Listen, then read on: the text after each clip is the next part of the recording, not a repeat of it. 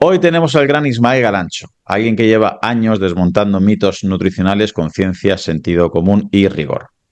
Él es nutricionista y autor de varios libros que ya se han convertido en referencia para quienes quieren perder grasa sin perder la cabeza, ni el placer por la comida tampoco. Y hoy vamos a intentar tocar puntos tan discutidos como si es posible perder grasa sin pasar hambre, si de verdad hay alimentos que engañan, vamos a ponerle comillas a esto de engañan, al cerebro y otros que lo calman, si engorda el estrés, la falta de sueño, los picos de glucosa en todo esto. Así que de todas estas temáticas y alguna más vamos a hablar en una charla directa, práctica y basada en ciencia de la buena. Muy bienvenido, Ismael. Muchas gracias por estar aquí por segunda vez con nosotros.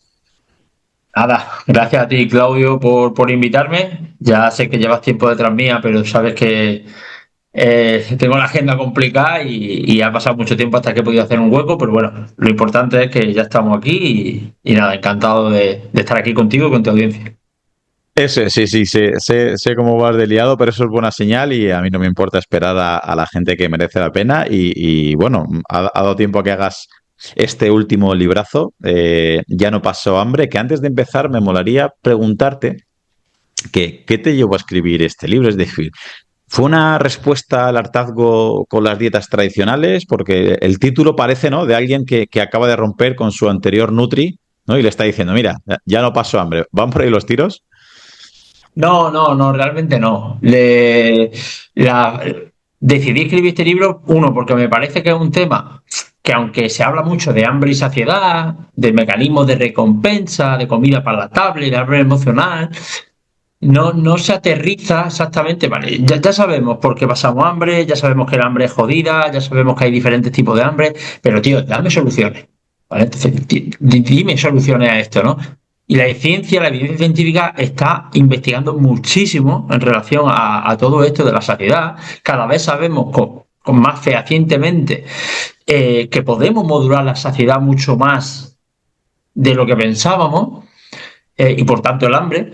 Y entonces, claro, entre el que no veía, yo cuando voy, no veía que había libros, ¿no?, que hablaban de todo este tema, pero no ponían soluciones reales, chicas, que tú puedas aplicar en el día a día, directas. ¿Vale? Entonces decidí escribir, de hecho, si te fijas, el primer bloque del libro es explicando un poco muchas cosas de adicción a la comida, de cómo funciona la saciedad, el hambre, y la segunda parte del libro son directamente trucos directos que podemos hacer en nuestro día a día nosotros o para nuestros pacientes, por si alguien es dietista, nutricionista, para gestionar la saciedad, ¿no? Y explicando que, en fin, todo lo que explico en el libro.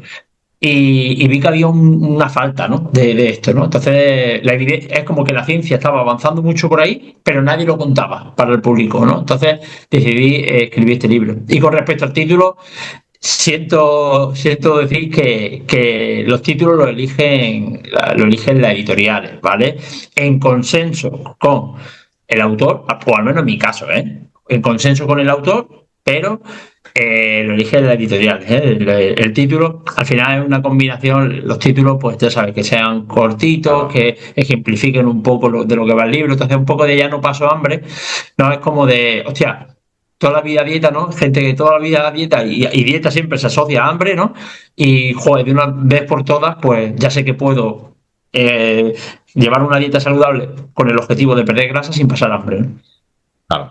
Es que das las claves que yo creo que mucha gente cuando te lea va a decir, ostras, ya lo sabía esto, pero no le había puesto yo palabras a esta idea que tenía yo guardada dentro, porque al final todo consiste en hambre y saciedad. Es decir, cualquier persona que ha vivenciado estar saciado es capaz de ese día comer menos, comer mejor o comer X cosas. Y al revés, aquella persona que tiene una cantidad de hambre atroz, aunque esté muy motivada, es cuestión de minutos o de horas o de días que no va a poder seguir con esas pautas nutricionales y a veces se le malinterpreta, ¿no?, a la fuerza de voluntad. Por eso quiero que hagamos especial hincapié en estos dos conceptos, Ismael, que para el primero de ellos, entre hambre y saciedad. ¿Qué es exactamente la saciedad? Que en tu libro hablas de saciedad y saciación. Y eso, ¿cómo podemos diferenciar la saciedad de simplemente llenarme en una comida, pero luego al final del día o de la semana pasar hambre? ¿Por qué es importante tener esto en cuenta, Ismael? Son conceptos, a ver, primero, es verdad que hay dos conceptos, ¿no?, que es saciedad y saciación, ¿vale? digamos que saciedad es, o sea, tú haces una comida, te llenas, ¿vale? Estás saciado. Todo el tiempo ese que pasa, esas horas que pasan, hasta que vuelve a tener hambre otra vez, ¿vale? Eso se llama saciedad. La saciedad que te ha generado una comida, ¿vale? Es el tiempo desde que tú has comido que pasa sin que tú vuelvas a tener hambre. Y la saciación ocurre en la misma comida. Es decir, cuando tú estás comiendo, ¿vale? Tú empiezas con mucha hambre y a medida que vas comiendo, cada vez vas teniendo menos hambre hasta que paras, ¿no? O sea, ocurre en la misma comida. Eso es saciación, ¿vale? Son dos cosas diferentes. La única diferencia que hay entre ambas es que una es más aguda, es decir, ocurre en el momento de la misma comida, y la otra es desde que tú comes hasta la siguiente comida que vuelva a tener hambre, ¿no? Y lo otro, ya se me ha olvidado. Lo otro que me había No, preguntado. no, sí, simplemente que diferenciaras realmente esta diferencia, ¿no? Entre saciedad y saciación, y de cómo se diferencia esto del simple hecho de llenarse, que al explicar lo que es la saciación en la misma comida, yo las termino de explicar. Y hay mucha gente que diría, vale, Ah, entonces lo he entendido, Mael. Entre vale, vale. una ingesta y la siguiente ingesta es saciedad, y dentro de la misma ingesta es la saciación. Pregunta, ¿hay alimentos que me van a ayudar más en la saciedad, es decir, entre comidas, y hay alimentos que me van a ayudar o me van a llenar más en la misma comida, es decir, me van a ayudar más en la saciación? Normalmente son los mismos, ¿vale? Es decir, yo por eso en el libro, para simplificar al lector, a uno los dos conceptos, ¿vale? A uno los dos conceptos y digo, bueno, hablamos de saciedad, entendiendo que va a favorecer tanto la saciación como la saciedad. Normalmente, es verdad que algunas cosas favorecen más una que otra. Por ejemplo, sabemos que la ingesta de líquido, ¿vale? La ingesta de líquido afecta más a la saciación, es decir, afecta más a cuánto te sientas lleno en la misma comida, ¿vale? Pero enseguida, al poco tiempo, si tú solamente, o sea, tú te puedes beber 2 litros de agua y sentirte lleno en el momento, pero te aseguro que en media hora, si tienes hambre, el hambre va a aparecer, ¿no? Y luego hay otras cosas que afectan un poco más a la saciación, pero como ambas son iguales de importantes a la hora de una pérdida de grasa, yo decidí, para simplificar el libro, aunar ambas en saciedad, pero sí que es verdad que algunas cositas afectan más a uno que a otro y otras afectan por igual, ¿vale? Vale. Dentro de esta saciedad y saciación, vamos a unificar criterios, ¿le darías más importancia a lo que sucede en el estómago, a lo que sucede en el cerebro, o 50% a cada una? La saciedad actúa a varios niveles, entonces todos son importantes, ¿vale? La saciedad, es verdad que una de las cosas que explico en el libro que mucha gente no entiende es que la saciedad actúa por diferentes mecanismos, actúa por mecanismos mecánicos, valga la redundancia, es decir, cuando tú te llenas, es decir, mucha gente piensa que tú te llenas, te sacias cuando tu estómago está lleno, tú no te sacias cuando tu estómago está lleno, te sacias cuando pues, entre otras cosas, tu estómago cuando se llena emite unas señales, ¿vale? Una hormona y unas cosas que impactan en tu cerebro y le dice que deje de comer, ¿vale? Pero no es algo tan mecánico como tal. Pero bueno, tiene como esa parte más mecánica, es decir, o de detección de nutrientes. Hay algunos nutrientes que cuando llegan al intestino, pues emiten algunas señales, ¿vale? Incretina, el GLP-1, la colicistoquinina, que se emiten y que llegan al cerebro y dicen al cerebro deja de comer, ¿vale? Esta señal como más directa, ¿no? Entra la comida, entre la distensión del estómago, los receptores y tal, pues hace esto. Pero luego en la saciedad también se regula a otros niveles. A nivel, por ejemplo, metabólico, a nivel hormonal y a nivel de composición corporal, ¿vale? A nivel metabólico, bueno, pues sabemos, por ejemplo, cómo la insulina o la glucosa en sangre puede hacer que se regule más el hambre o que apetezca el apetito antes después, ¿no? Sí, si quieres luego explicamos cómo funciona esto. A nivel hormonal, pues tenemos también diferentes hormonas, ¿vale? Que también regulan el hambre. Entre ellas, por ejemplo, la insulina y también, por ejemplo, está la leptina o está la grelina, ¿vale? Y luego también a nivel de composición corporal, que aquí tiene un papel muy importante la leptina, ¿vale? Que también regula cómo nos sentimos desaciados o cómo es el deseo de antojo, ¿vale? En función también de cómo está nuestra composición corporal decía cómo está nuestra reserva de grasa en nuestro cuerpo y a cómo está nuestro músculo también. Entonces, digamos que hay como diferentes compartimentos, diferentes sistemas que regulan el hambre a múltiples niveles. Por lo tanto, todos son importantes. ¿Qué pasa? Que yo veo que mucha gente, pues el libro y demás, pues se centra en un sistema. Sistema de recompensa, ¿no? Más asociado a hambre hedónica, hambre emocional. A nivel metabólico, pero no habla de la interrelación de todo, ¿no? Y al final el hambre, como digo, se regula a todos esos niveles. Y hay que entender cómo funcionan todos los niveles para intentar regularla de la mejor manera posible. ¿Crees que normalmente se tiende al reduccionismo con esto de hambre, saciedad, y es tan multifactorial y es tan complejo que si solo miramos fuerza de voluntad, si solo miramos déficit energético, si solo miramos hormonas, si solo miramos cualquier otros metabolitos, es una ecuación imposible de resolver a medio y largo plazo hasta que no todos estos factores los interactuemos?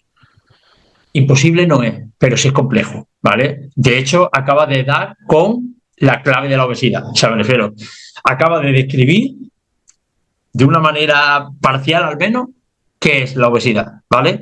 Porque la obesidad siempre se asocia a una persona que no es capaz de controlarse a sí misma, tiene una sobreingesta, es una persona glotona, porque tiene poca fuerza de voluntad, porque tiene poca motivación o por lo que sea, y además pues también no se mueve, ¿no? Porque es vago, vaga y tal, ¿no? Eso es un simplismo totalmente erróneo. Y evidentemente la regulación de los mecanismos de hambre y saciedad tiene muchísima importancia en la obesidad junto con otras cosas, y lo que tenemos que saber es que todo esto tiene una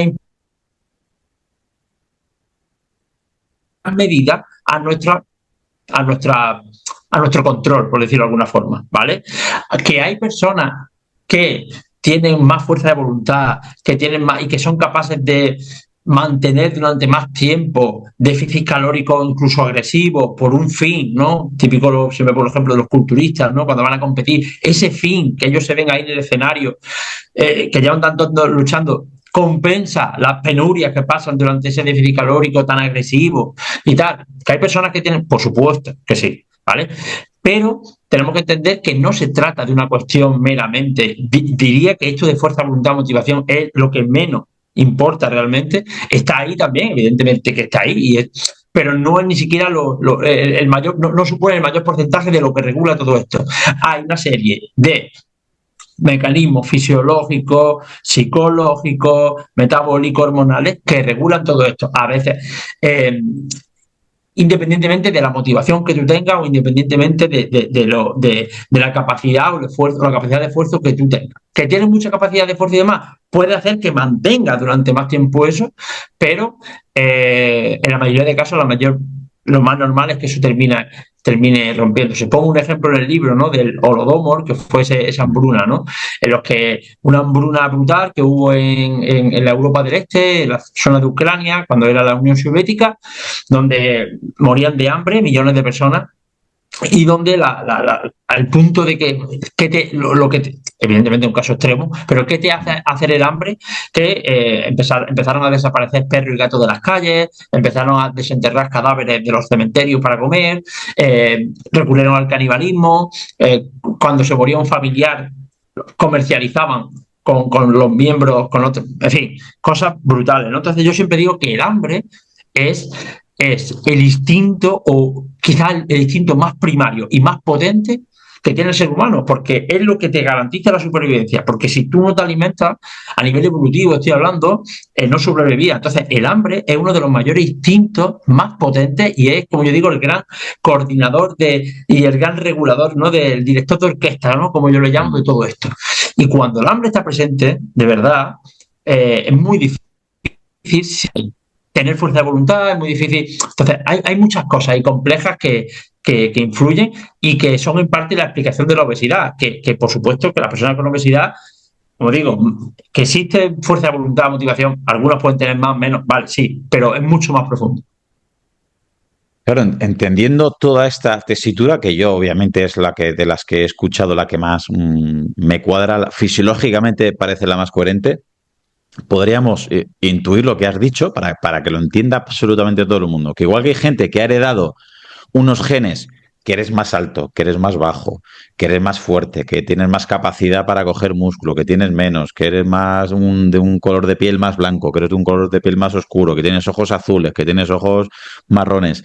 También ha podido heredar a alguien unas condiciones hormonales a nivel de hambre, saciedad, de leptina, grelina, bla, bla, de resistencia a la leptina, que con la misma cantidad de comida no se siente saciado. Entonces, si se ponen 10 personas a comer y una con las mismas calorías, misma altura, mismo peso, misma edad, es decir, desde fuera con fórmulas, ¿no? De Harris, Benedict y demás, son idénticas, pero a nivel hormonal, una de ellas, imagino, una o dos de ellas están muy saciados porque tienen un contexto genético hormonal X y una o dos de ellas, de estas 10, tienen el contexto hormonal genético contrario y dicen, vale, vale, yo he comido lo mismo que los demás, pero yo me voy a la cama y la leptina no ha hecho su trabajo y no estoy saciado. Y la grelina está trabajando más y tengo hambre.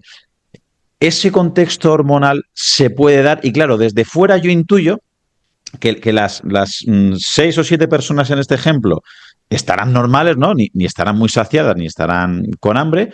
En este ejemplo absurdo que estoy poniendo, por favor, es un ejemplo absurdo. La una o las dos personas que están muy saciadas dirán, ostras, que a mí me sobra esta comida. Yo tengo que hacer un esfuerzo para comer tanto y habría que hablarle fuerza de voluntad a esas para que coman más si quieren ser culturistas o si quieren coger peso y al revés, a las otras personas que quedan, que son las que la leptina, tienen resistencia a la leptina o tienen macrelina, son las que se acuestan y dicen, pues tío, tú estarás saciado, tú estarás bien, pero yo estoy muerto de hambre.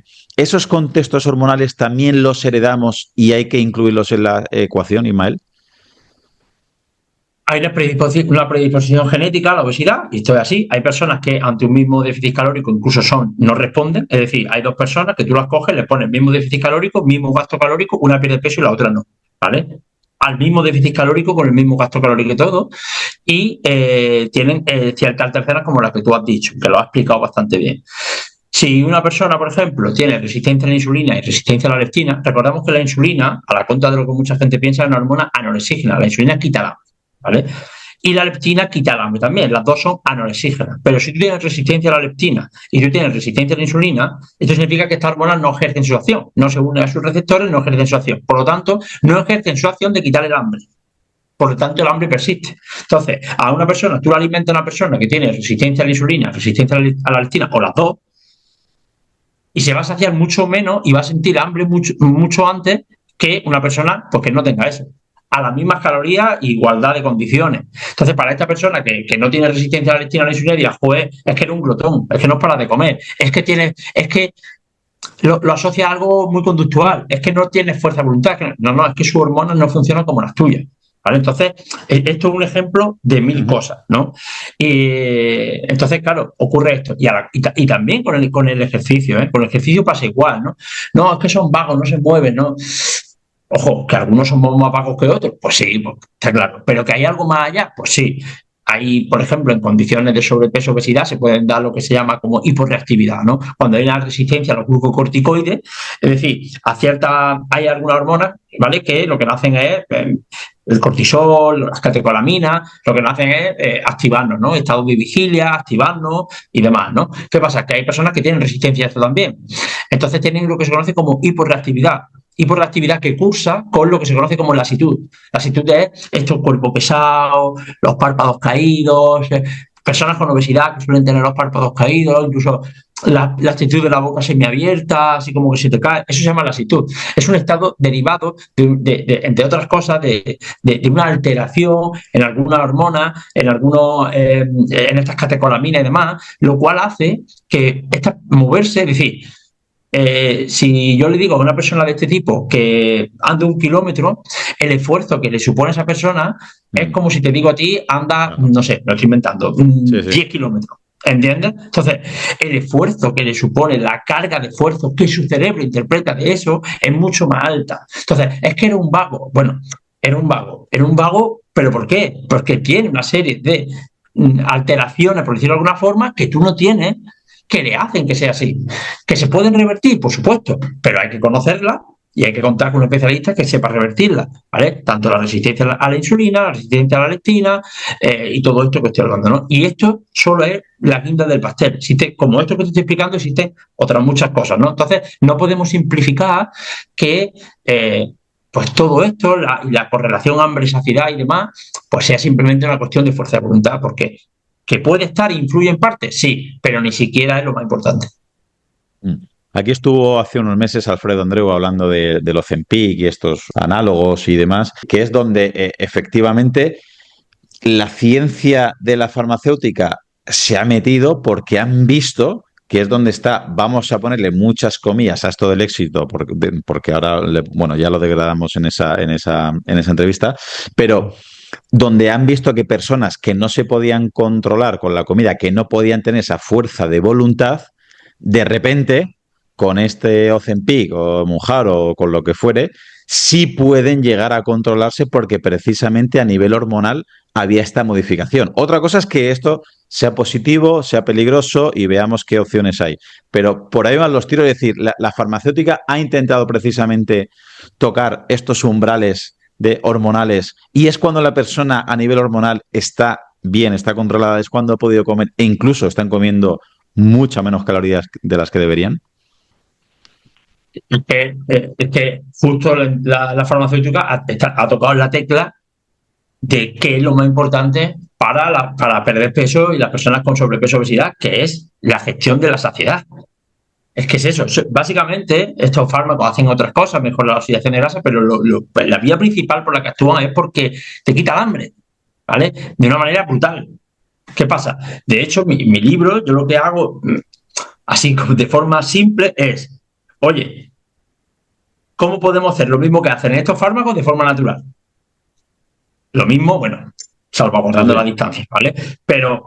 Oye, ¿cómo existe un Ozempic, existe un fármaco, un análogo de GLP-1 natural, entre comillas, que se entienda lo que estoy diciendo? Oye, Sí, sí, sí. pues sí, a través de diferentes acciones, como las que propongo en el libro, podemos reducir el hambre y aumentar la saciedad en la medida en la que se pueda, que no es comparable con lo que lo puede hacer un fármaco, evidentemente, pero también si los riesgos y los efectos secundarios que tiene un fármaco y además modificando la conducta, porque además te ayuda a modificar la conducta, porque cuando tú tomas un fármaco y no modificas la conducta, cuando dejas de tomar el fármaco, va a tener la recuperación de peso, está garantizada.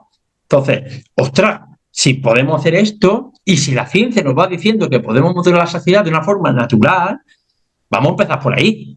Que hay casos en los que sí o sí se recomienda el consumo de estos fármacos, sí que lo hay, yo no estoy en contra de los fármacos estos. Ojo, en quién realmente los necesita y quién realmente estamos hablando ya de una obesidad que resistente, que no se entiende, no para perder unos kilos para irme este verano a la playa, ¿no? Entonces, incluso son compatibles, ¿vale? El fármaco con las cosas, porque las cosas que yo me pongo en el libro son simplemente acciones que cualquiera en su casa puede hacer de una manera muy sencilla y que evidentemente son cosas básicas y que no tienen ningún tipo de efecto secundario y que se pueden compaginar con estos fármacos. Pero claro, la industria ahí ha dado con la tecla y ahí tiene el efecto que está teniendo es brutal porque dicen, hostia, vamos a buscar cosas que quemen grasa. No hace falta buscar cosas que quemen grasa. Hace falta que tú comas menos calorías. Y esa es la clave. Pero de esa manera se puede hacer voluntario, porque volvemos al principio, a la persona que tiene mucha grelina, resistencia a la leptina, si se le plantea solamente desde fuera, come menos, es lógico, ¿no? Al final es una ley termodinámica, tiene que ingerir menos de lo que gasta, pero a nivel de volitivo no va a poder.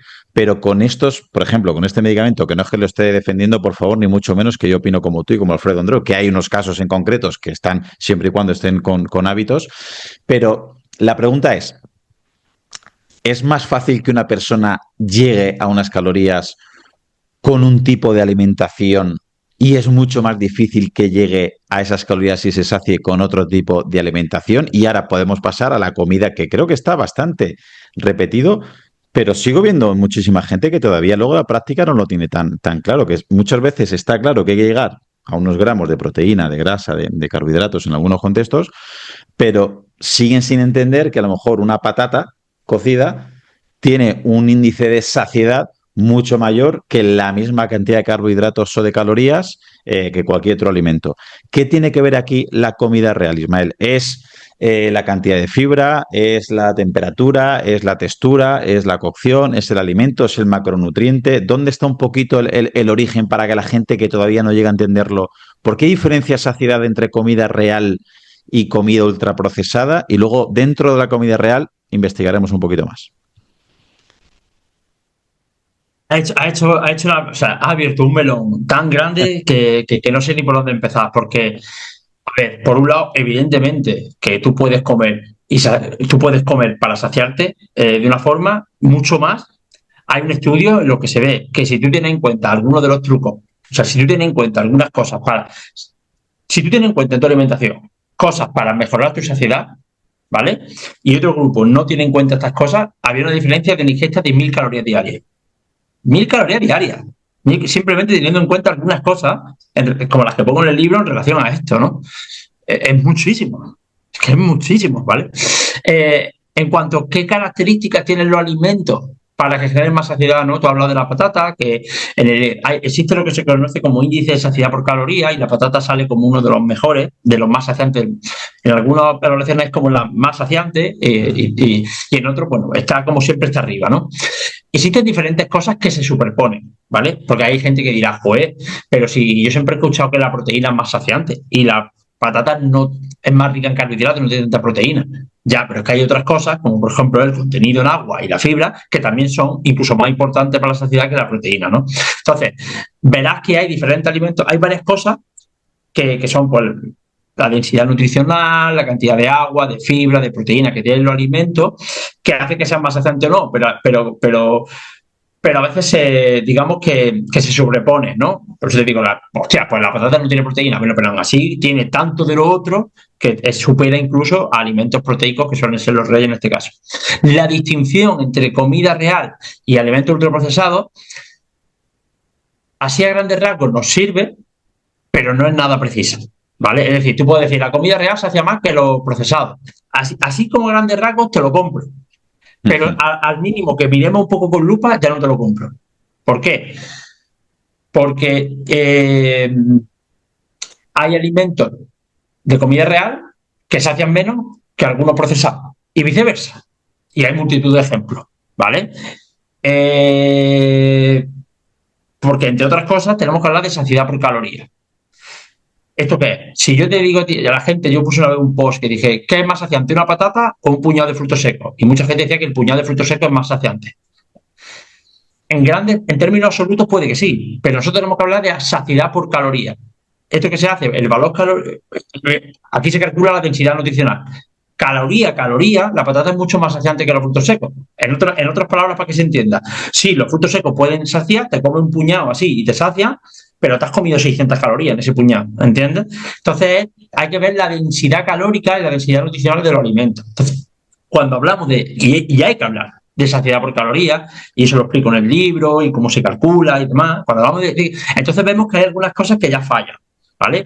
Yo, por ejemplo, te puedo decir que un ultraprocesado, como por ejemplo puede ser la proteína de suero en polvo, o de huevo, o proteína de soja, me da igual, ¿eh? O el aceite de oliva, que es un procesado también, pues son más saciantes que los dátiles, que es comida real, ¿vale?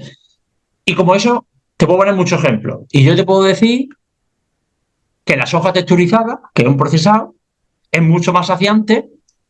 De hecho, la soja texturizada incluso es más saciante que la carne, o sea, es de lo más saciante que hay, ¿no? Y es un ultraprocesado, ¿no? Entonces, a grandes rasgos, sí, porque cuando hablamos de comida real y hablamos de ultraprocesado, cuando hablamos de ultraprocesado pensamos en bollería, en pizza precocinadas. Entonces, a grandes rasgos, evidentemente sí, es así, porque los ultraprocesados de este calibre tienen muchas calorías por bocado, son hiperpalatables, no sacian y encima pues están ricos, ¿no? Que nos hacen comer más.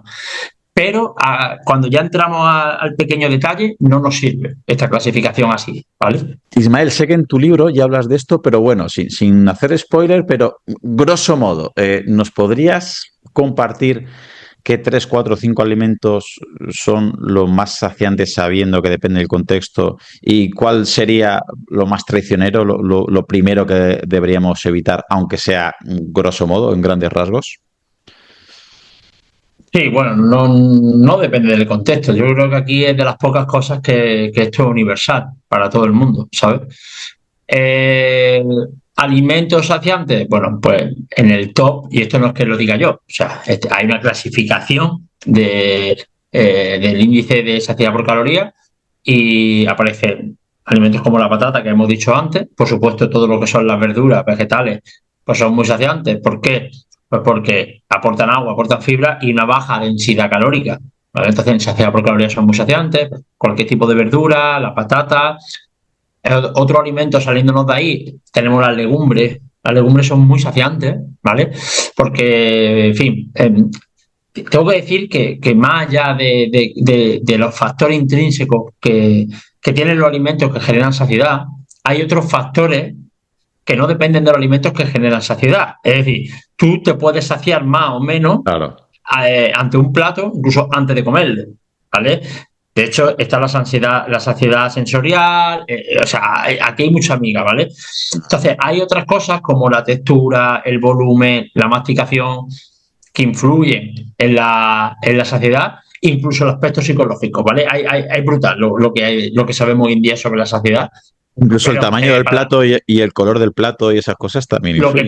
lo que pesa la vajilla, el color del plato, el orden en que comen los alimentos, el volumen, las texturas, la masticación, pensar que un alimento te sacia más, si hay diferentes platos de diferentes sabores, sacian más o menos que si hay menos platos o menos sabores disponibles. En el libro, no sé si doy, aunque son 20 trucos, así, Sí, pero dentro de cada truco doy como muchas, habrá 200 cosas que puedas sí, sí, aplicar, sí, ¿vale? sí, sí, sí. Entonces, para no irme mucho, decir que las legumbres pues tienen saciedad, no solamente por las particularidades intrínsecas, porque cuando están cocidas pues tienen agua, fibra y demás, sino por la masticación que tiene también, por el volumen que ocupan en el plato, cuando lo comemos en algún guiso, ¿no? Claro, el problema es que si al guiso le pones tocino, morcilla y chorizo, pues ya está, ¿no?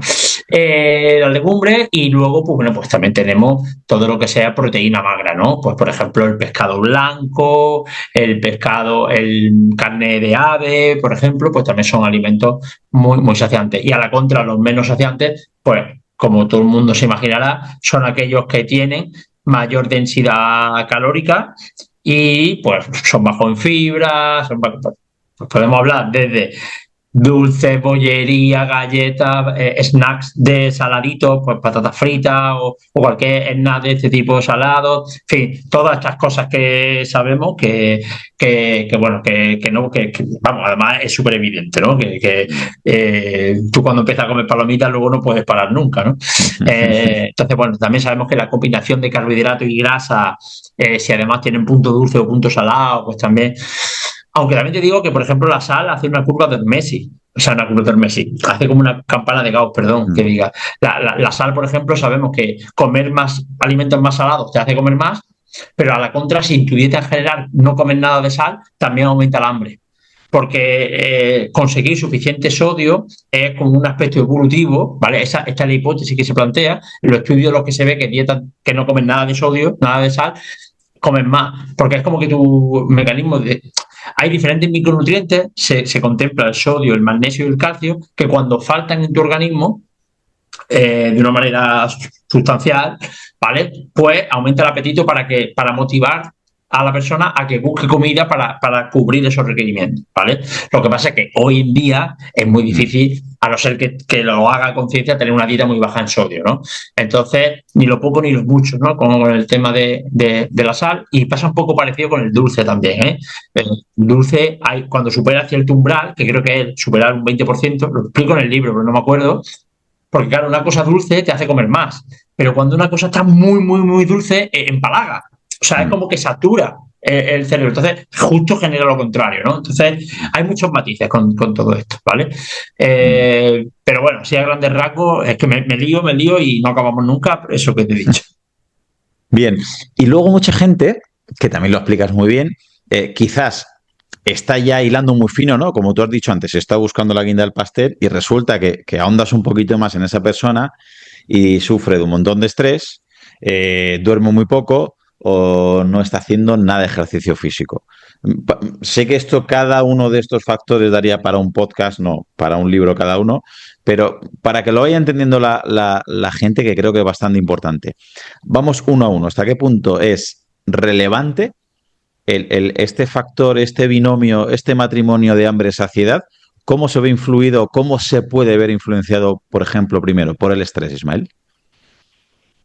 Mucho, la verdad es que bastante, ¿no? Esto, al final sabemos que, también lo explico en el libro, los diferentes tipos de hambre que tenemos. Está el hambre fisiológica, ¿vale? Que es el hambre real, ¿no? Necesidad de energía, calorías, nutrientes y tal. Luego tenemos otros dos tipos de hambre, que es el hambre emocional y el hambre hedónica, ¿vale? La gente los confunde, cree que son iguales porque se parecen, pero no son iguales, ¿vale? El hambre hedónica no cuando tiene hambre real, sino cuando tiene apetencia de algo que está muy rico, que tiene unos sabores potentes y que, bueno, que tiene al paladar es buenísimo, pero no tiene hambre, no tiene necesidad de energía, no tiene necesidad de nutrientes, sino es algo eh, más de nuestro cerebro, ¿no? Y luego está el hambre emocional, ¿no? Porque al final tenemos que saber que la comida juega un papel mucho más allá de nutrirnos solamente y se usa en la mayoría de casos inadecuadamente, también como para suplir emociones, ¿no? Y todos sabemos que cuando estamos tristes, aburridos, cuando hemos dormido poco, cuando estamos estresados, ansiosos, pues la forma más fácil de obtener placer para suplir estas emociones negativas que no nos gustan y que queremos como taparlas, cosa que no es lo adecuado, pues a veces lo tapamos con la comida, porque la comida, y claro, la comida no la tapas con brócoli hervido, ni carne a la plancha, lo tapas con cosas hiperpalatables, ¿no? Que están sabrosas, implican azúcares, grasas trans y demás. Entonces, esta comida, pues no activa los circuitos de recompensa, dopamina, sistema endocannabinoide, y nos genera una satisfacción que luego es temporal, porque como sube, baja y a poco va a estar otra vez igual. Encima te sientes mal porque te has metido un atracón de comida basura, pero suple un poco estas emociones negativas. Entonces, por supuestísimo que el estrés, la ansiedad, la falta de sueño y todo esto está íntimamente regulado con el hambre, la saciedad, etcétera, ¿no? Y esto es algo que yo creo que todo el mundo hemos experimentado, ¿no? Un día de trabajo en el que tu jefe ha discutido con tu jefe, aprendiendo, te ha llovido encima y está empapado. Entra a casa y, yo qué sé, tu mujer te echa la bronca, lo que sea, y vas a cenar y lo último que te apetece es comerte un brócoli a la plancha, ¿sabes? Lo que te apetece es meter una pizza en el horno y abrirte una botella de vino, ¿no? Y esto, claro, esto es importante, sí. Eh, el sueño ya podemos intuir que va en la misma línea que el Igual, estrés.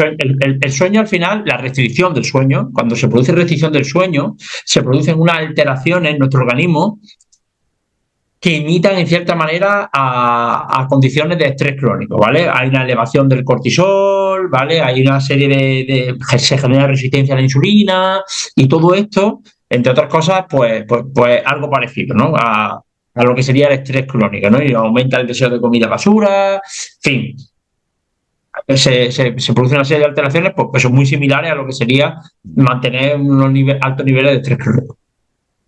Y en el otro lado de la balanza me gustaría poner al ejercicio, porque yo creo que últimamente están habiendo avances en respecto a la ciencia que están explicando, hablando y demostrando cómo el ejercicio físico puede modular de manera positiva, digamos, este binomio de hambre-saciedad, y se ha visto como el ejercicio, por ejemplo, de alta intensidad ayuda a modular un poquito. Obviamente, las personas que entrenan meten más calorías, comen más porque hay más hambre, pero la proporción es más positiva. De hecho, hace poco incluso se ha visto que, bueno, metabolitos que hay dentro de ejercicio de alta intensidad o el propio lactato ayuda a que haya más saciedad con la misma cantidad de comida.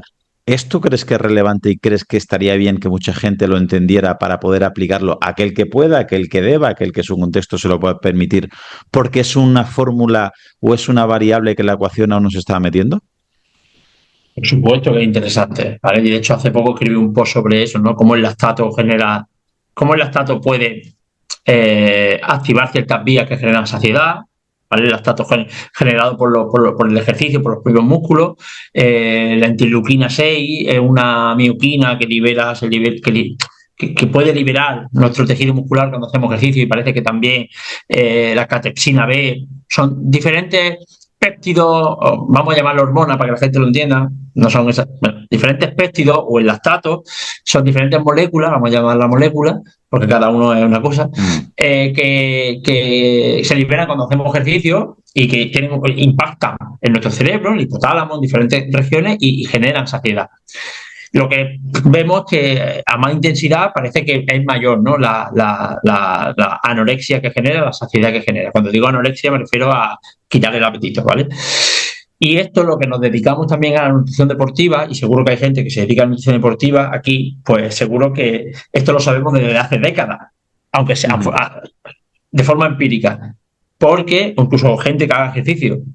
Cuando se hace mucho ejercicio, cuando el ejercicio, yo que llevo muchos deportistas de élite, cuesta que coman. Es decir, cuando se hace ejercicio de muy alta intensidad, aparte ya de la fatiga que genera, que la fatiga asociada puede hacer que prefieras dormir que comer, eh, hay algo ahí y ahora empezamos a ver en los últimos años, porque parece que el lactato, la interleuquina 6 y tal, que hace que coma menos. Justo estamos en un contexto, en caso de deportistas de élite o deportistas en general, el problema aquí es que tenemos que justo Lo tenemos que hacer lo contrario. contrario.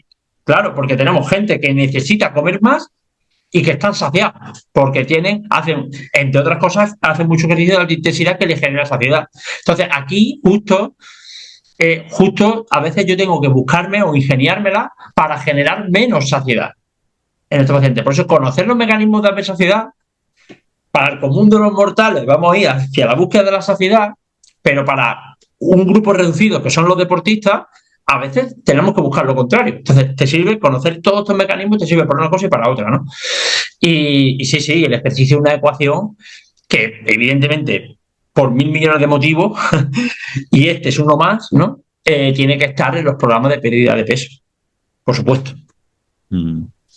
Tú llevas mucha más gente que yo, obviamente, pero yo con algún deportista que estoy asesorando es precisamente eso, es gente que se cuida mucho, que entrena mucho, que necesita comer más y como come muy saludablemente, tiene un contexto de come muy saludablemente y no llegan a las calorías necesarias y dices, es Claro, que porque tú sí, precisamente te falta lo contrario, claro.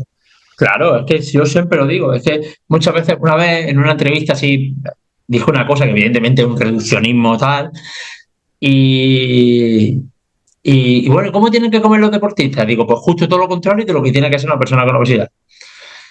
Justo todo lo contrario, ¿no? Y es como que, y si tú analizas Sí, paso sí, a sí, paso, sí, sí, es sí, sí. exactamente, bueno, Claro. hay cosas que no, que pueden ser comunes, ¿no? Porque al final, pero muchas cosas es justo todo lo contrario a como tiene que comer una persona con obesidad, ¿no? Y de contexto, ¿no? Que era mi primer libro, que lo tiene ahí detrás, soy que por una pirámide va de eso. Y de contexto no se entiende. En redes sociales no se entiende de contexto. En redes sociales o el público en general entiende de sentencias, ¿no? Y cuando tú es como que se etiqueta una cosa como buena o mala para todo el mundo, y no se entiende, y mira que se explica a veces, pero la gente todavía sigue siendo muy dicotómica, muy esto es Sí. bueno, esto es malo, lo etiqueto como bueno o malo, sin entender que y yo sé que esto suena tópico, es que lo que es bueno para uno es malo para otro. Da igual, lo puedes repetir 1 millón de veces, que incluso gente que te dice que sí, que eso es así, sigue cayendo una y otra vez en estas cosas. Y sigue entendiendo, y sigue sin entender que tomarse un gel de glucosa, sí, que es azúcar puro, no es para nada malo en un ciclista. Es más, incluso tienen problemas cuando no toman o no llegan a la cantidad de carbohidratos o azúcares que tienen. Y si tú pretendes que una persona que tiene que comer 8.000 o 9.000 calorías al día las consuma a través de patata hervida o de brócoli hervido, Imposible, imposible. pues vas mal. Y aparte no entiendes que esos geles de glucosa que toman durante la competición es que no llegan ni a. Es que se oxidan, es que no tocan ni nada, ¿vale? Es que se oxidan, o sea, el impacto negativo para la salud no existe, ¿vale? Entonces, bueno, esto no sé por qué te he dicho esto, pero es como que la gente no entiende de contexto y no entiende porque dice, no, Ismael, es que los carbohidratos, no, evidentemente, pues si yo tengo una persona Claro. con obesidad, sedentario, con diabetes tipo 2, le voy a reducir los carbohidratos un huevo. Pero Sí, si pero yo tengo sí, un sí, sí, deporte. sí, sin embargo, si te viene uno del Tour de Francia que está ahora mismo, aquí está Héctor Biribay y decía que el que no es capaz de comer una cantidad brutal durante la competición y al acabar en el hotel se hinchan, el que no es capaz de comer una barbaridad directamente es que en las 3 semanas van abandonando. O sea, y este consumo brutal, y lo que tú dices, coges el bidón de cualquier ciclista y lleva sal y azúcar y agua por una cantidad brutal, que esa cantidad se la toma una persona sedentaria obesa y le da a lo mejor un infarto esa misma tarde. Es que es que una cosa es las redes sociales y otra cosa es los que estamos en el mundo real, ¿no? Del deporte. Y consumos reales de 18 gramos por kilo de peso corporal de carbohidratos, como tienen en algunas etapas de montaña los ciclistas, Claro. 18 gramos, hay gente que no sea nutri y no entenderá este concepto. 18 gramos, o sea, es fisiológicamente imposible Imposible. ni siquiera recomendar, aunque fuese posible, no sería nada recomendado ingerir este tipo de alimentos a partir de comida real. Es que es imposible, a partir de No, comida real, no se puede, es que no se puede, no es que llegas. moriría. O sea, la cantidad de, primero te lo cargaría a nivel gastrointestinal, la cantidad de, o sea, le haría daño. ¿Entiendes? Entonces esto no se entiende. Esto no se entiende, por mucho que se explique, no se entiende. Y como te digo este ejemplo, te puedo decir, sobre todo, cualquier cosa que me digas, te puedo sacar lo que se dice en redes o lo que se entiende en redes en relación a lo que es la realidad de la práctica diaria y de la fisiología humana y de cómo funciona. Sí, al final, el primero con el que yo entendí este tipo de comparaciones fue Íñigo San Millán, que hablaba que el alto rendimiento y la enfermedad son las dos caras de la misma moneda y la nutrición se puede hablar exactamente igual. O sea, lo que al obeso, hipertenso, sedentario lo mata, al deportista de alto rendimiento no es que sea bueno, es que es necesario. Y al revés, por eso habría que diferenciar y hay tantos contextos, tantos dependes. Pues para ir terminando, Ismael, a ver, me gustaría que nos dijeras una pregunta así un poquito más personal. ¿Cómo se conectan tus cuatro libros? ¿Vale? ¿Qué evolución has tenido como divulgador desde que empezaste hasta como profesional hasta este último libro sobre hambre y saciedad? Casi que te tendría que hacer yo a ti en vez de tú a mí, porque la verdad que no, nunca me he parado a pensarlo. Pero bueno, aludiendo a los libros, el primero fue Requiem por una pirámide, un libro que escribí, fue mi primer libro hace ya muchos años, un libro que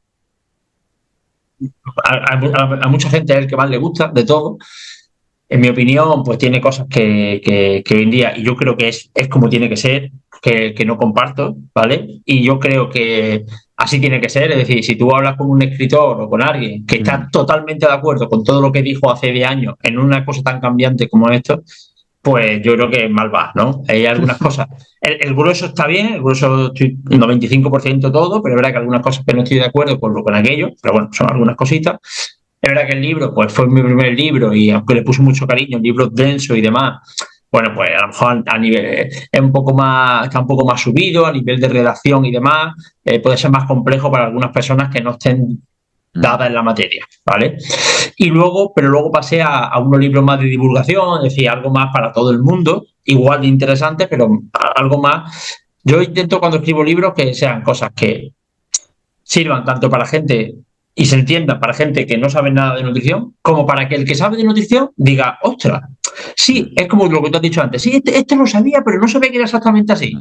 O no se me había ocurrido ejecutarlo de esta forma, o hostia, me está dando una idea práctica para esto, o incluso confirmar, hostia, esto yo sabía que era así, pero no, pero tenía dudas, ¿no? Pues lo confirmo, ¿no? Mm. Entonces, quema tu dieta, pues hay ella, que es el segundo, hay ella un salto en cuanto a ahí bajo, un poco más divulgativo, un poco tal, pero yo creo que bastante interesante, que Dieta tuvo un éxito y sigue teniendo brutal.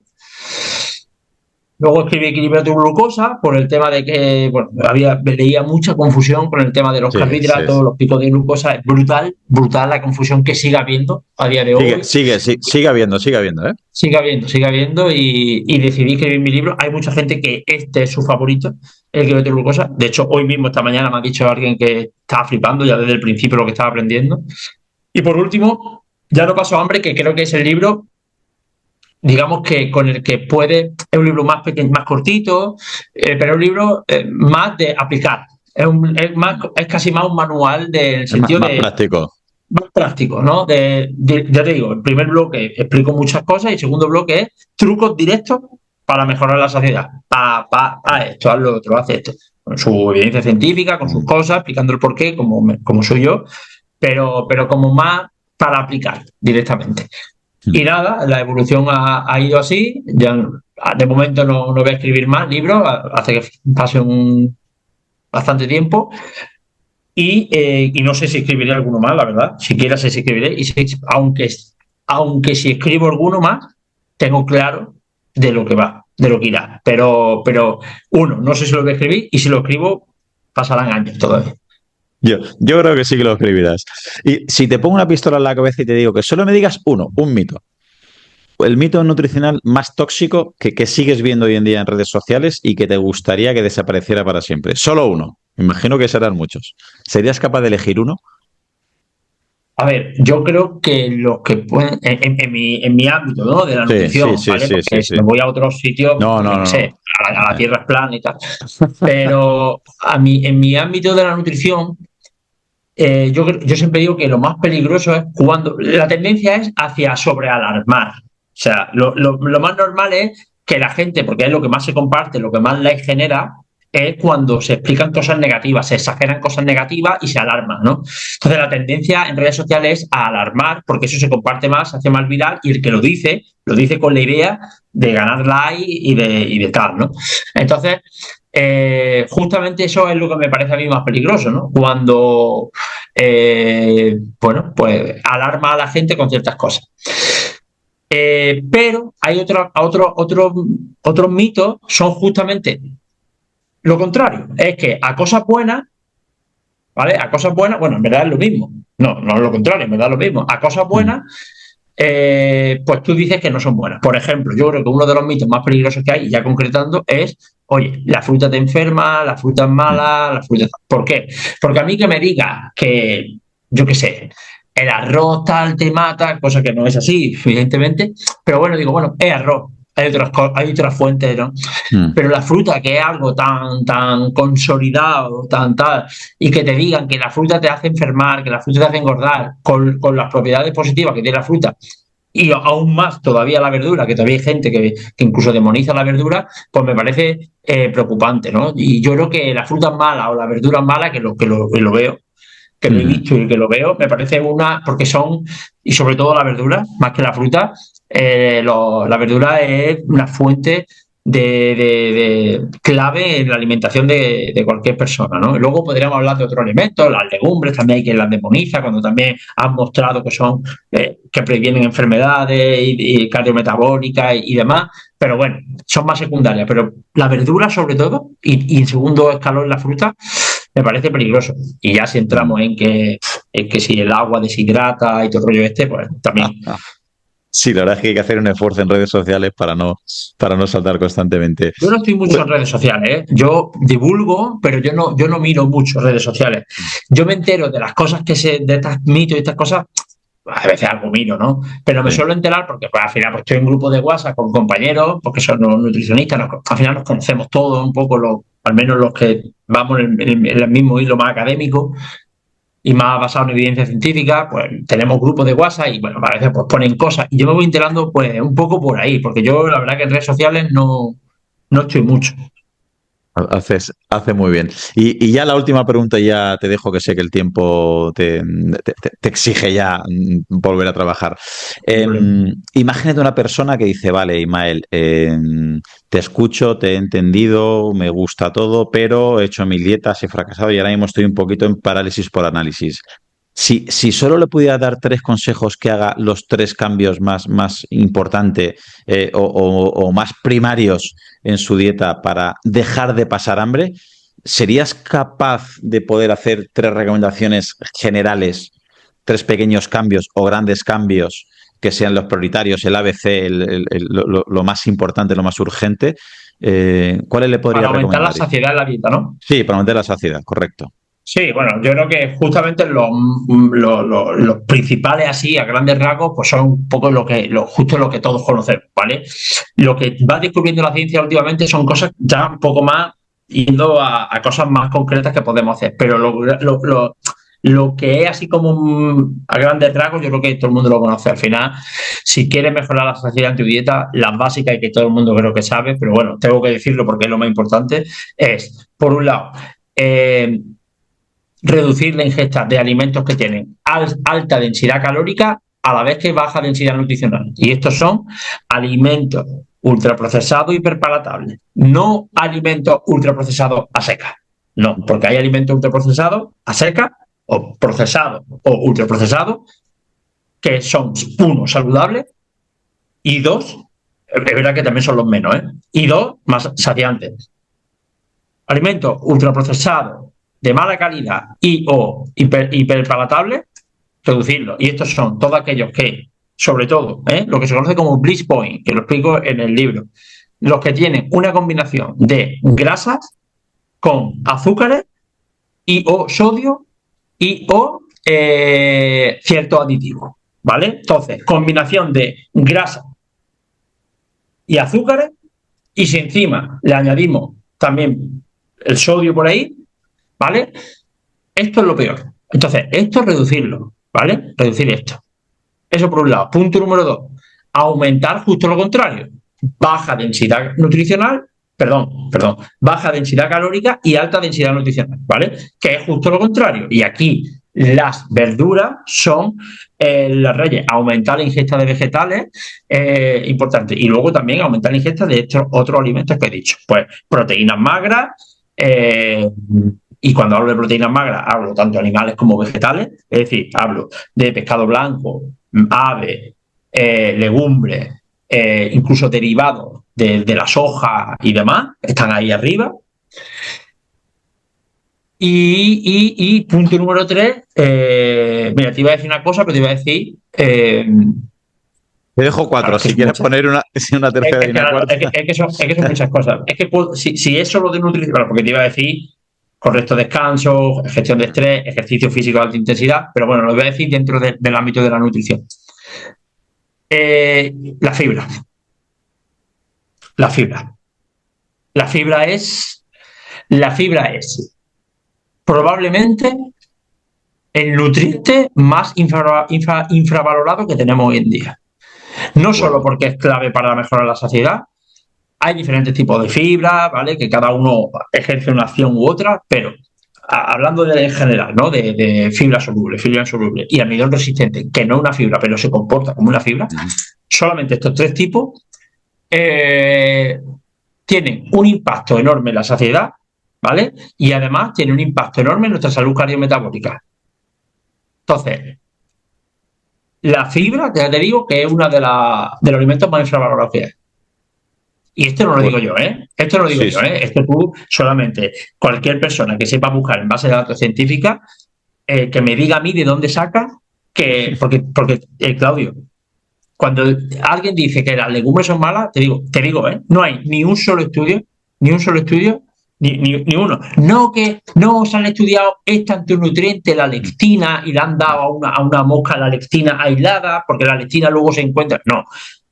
Dando lentejas, dando judías, porque eso es en la matriz nutricional, no hay ni un solo estudio que te diga que son malas. Todos, menor mortalidad por cualquier causa, menor infarto, muerte, cáncer, diabetes, lo que quieras. Y lo mismo te lo extrapolo a la fruta, no hay ni un solo estudio que te diga lo contrario, ni uno. Pero cuando digo ni uno, no, ni uno. Ni la fruta, ni las legumbres, ni la verdura, ni nada. Y con la fibra, como decía, yo he leído por ahí, no, la fibra... No, falso. Pues muchos nutrientes, pocas calorías y gran cantidad de fibra, volvemos a las verduras, la fruta, lo que decías, ¿no? Sí, verduras, frutas, legumbres, las patatas, tubérculos, tal. Que no únicos, que hay otras, pues te digo, hay otras cosas. Pues te digo, las proteínas magras, y hablo de magras no porque las proteínas grasas de por sí son malas, sino porque el índice de saciedad por caloría, la merluza es más saciante que el salmón. Pero a ver si me explico, por saciedad por caloría, porque el salmón tiene más grasa, que es saludable, que hay que diferenciar entre lo que es saciante y lo que es saludable, ¿eh? Ojito con esto. Correcto. Entonces, en saciedad por caloría, la carne magra y el pescado y la legumbre, derivados de la soja texturizada, el guisante texturizado, yo qué sé, el tofu, el seitán, son saciantes, ¿vale? Y no tienen fibra. ¿Me explico? Y, o sea, me refiero que por eso te dije al principio que se superponen todas un poco, ¿no? Pero bueno, así yo creo que más o menos se entiende un poco por dónde van los tiros. Muy bien, Ismael. Pues sí, yo creo que ha quedado bastante claro. Repito, como siempre, la gente que lo escucha y a mí me dicen que soy el pesado del depende, del contexto, pero es lo que has estado comentando muy bien, que no es igual un deportista de fuerza, que uno de resistencia, que uno de élite, que un popular, de una persona sedentaria, que una sedentaria obesa, con diabetes, sin diabetes. Cada uno tiene su contexto y lo ideal es entender todo esto y estudiar todo esto para poder aplicarlo. Ismael, si hay alguien que no te conociera, que imagino yo que no habrá nadie en este podcast que no te conozca, pero si hay uno o una que no te conoce, ¿dónde te pueden encontrar? Me puede encontrar en mi casa. No, bro. No diga la Eh, dirección, no diga la dirección, que alguno no, se no, no. presenta seguro. No, no. Nada, pues principalmente me va a encontrar, mis principales vías de divulgación son Instagram y YouTube. El canal de YouTube lo abrí no hace mucho. Estamos creciendo, aunque ahora he estado muy liado y lo tengo un poco parado, pero empiezo ya a subir otra vez 2 vídeos semanales. Y eso, en YouTube Ismael Galancho y quien se quiera suscribir, pues bienvenido sea. Y en Instagram, ¿no? Ismael Galancho Reina, creo que es mi Instagram. Son donde soy más activo. Es verdad que luego también tengo Twitter y tengo también esto, pero donde soy más activo sobre todo es en estas dos redes sociales. Y luego en mi web, www.ismaelgalancho.com, donde ahí tengo un blog, donde cuelgo artículos, aparecen todos mis servicios, aparece eh, todo lo que hago. Aparte de los libros, pues hago muchas otras cosas más. Y nada, pues que si hay alguien que no que quiera pasarse por ahí, pues para mí bienvenido sea. Tienes que clonarte, ¿eh? No, no te da tiempo a todo. Tiene que haber un clon de Ismael Galancho. No, no, Eso. no, no, déjate. Se muere mi madre. Bueno, ojalá escribas un quinto libro y te pases por aquí para que charlemos sobre él. Te mando un abrazo muy fuerte, Ismael. Igualmente, Claudio, un abrazo.